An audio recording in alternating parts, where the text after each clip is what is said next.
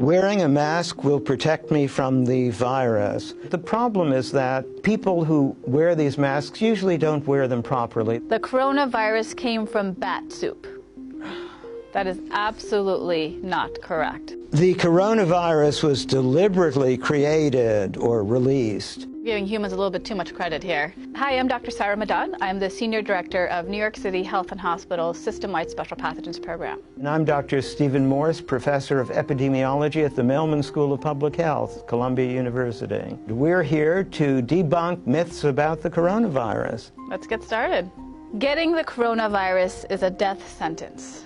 Well, there's a lot we still don't know about the coronavirus disease, but based on the data that is coming out, it seems to be a mild type of viral infection. There's a 2% fatality rate and about 18 to 20% that may be in the critical condition range. And those 2% who die are the sickest. They're in the hospital already. So even those in the hospital have probably a 98% chance of surviving. So it's not a death sentence, I agree. It's not a death sentence.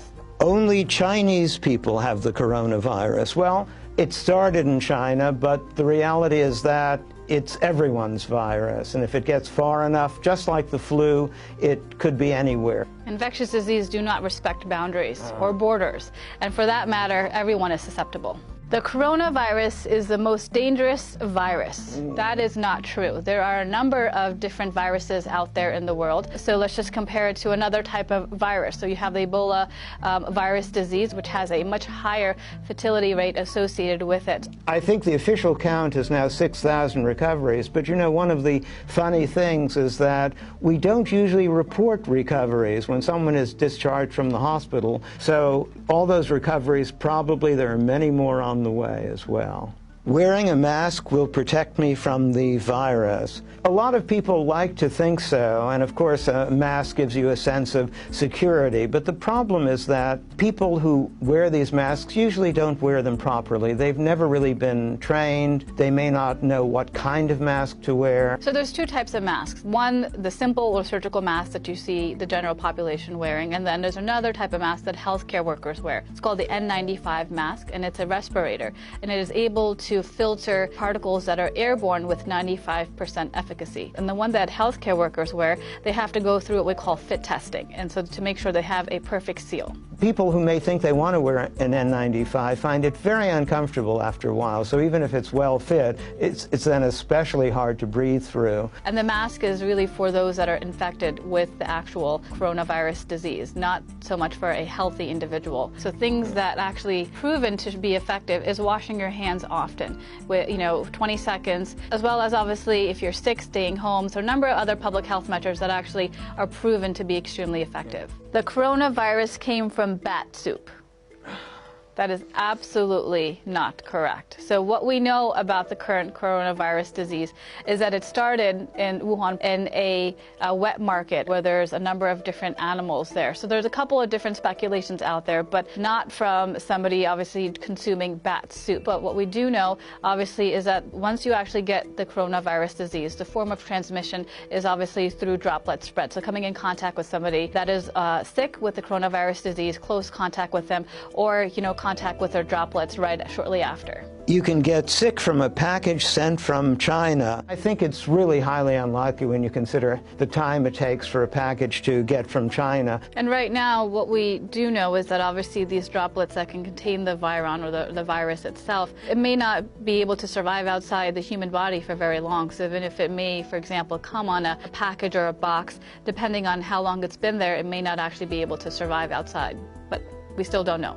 Closing borders will stop the spread of the virus. These types of respiratory viruses, they don't respect borders, as we know. And it's not the fault of a government that this type of outbreak is starting or spreading. It's just the nature of the virus itself. Travel bans historically have proven not to be very effective. In fact, it seems that it was the opposite. They caused more fear, make more chaos. People were reluctant to actually come forward with actually reporting that they had the illness. A lot of it is perception, and with travel bans, a lot of it, politicians particularly, I hate to say, like to do that because it gives the appearance of doing something, but it is often counterproductive. The federal government does state non-essential travel should be restricted, obviously, to mainland China. That's the epicenter, and that's where there's a lot of community transmission. But outside of China, where you may see there's over 24 countries that actually are reporting to have coronavirus disease, if there is no community transmission, there is obviously no risk to the general public. But continue to look at Centers for Disease Control's website. They have a travel health advisory section that you can actually go to and put the name of the country, and it'll tell you the precautions. And as well as go to your healthcare provider. They can provide some travel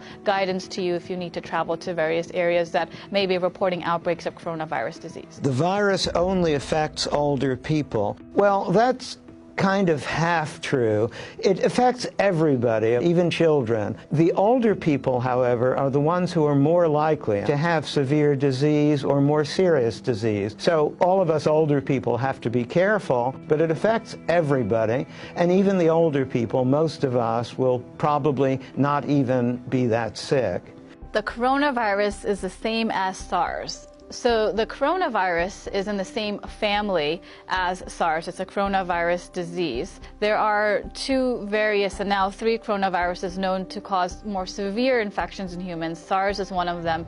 MERS, which is Middle East Respiratory Syndrome, is another one. And now coronavirus disease that just started, obviously. SARS was more severe in terms of the fertility rate that was reported. So it's about 10%, versus with the coronavirus, what we're seeing right now is about 2%. But still, it's way too early to tell. This one is different. This spreads a lot more like the flu, but there are so many more cases simply because it spreads so well. So many more people can easily get infected. Large numbers of deaths doesn't necessarily mean that it's a very lethal virus. It just means that a lot of people have been getting it, and some of them unfortunately die. And let's just take seasonal flu, for example. Seasonal flu this year started in October, and the Centers for Disease Control Prevention are already reporting over 10,000 deaths related to seasonal flu. And over, again, 20 million Americans being infected. So let's just put things into context. The coronavirus has something to do with Corona beer. No, and beer won't prevent it either. So Corona is simply Latin for crown, and they have a crown-like appearance with those spikes sticking up. But the beer is all on its own. It won't prevent coronaviruses, won't give it to you. It's just a coincidence.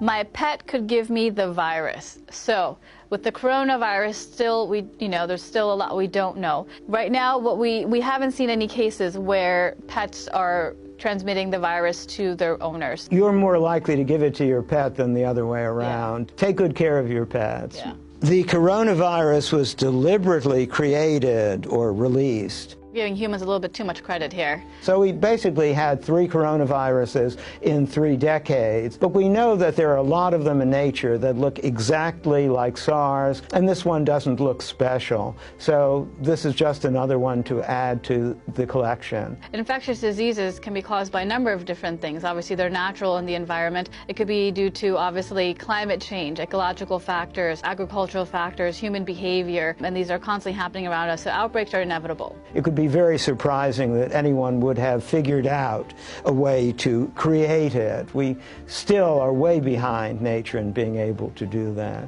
Antibiotics prevent and treat the virus. Viruses and bacteria are 2 different microbes. So we would use antibiotics for bacteria. For viruses, we use antiviral medications. And so, for example, with seasonal flu, that's a virus. And so one of the ways that we can treat or alleviate some of the symptoms is by giving Tamiflu. That's an antiviral medication. So antibiotics in this context for this virus do not work unless you have secondary infections that are bacterial in nature.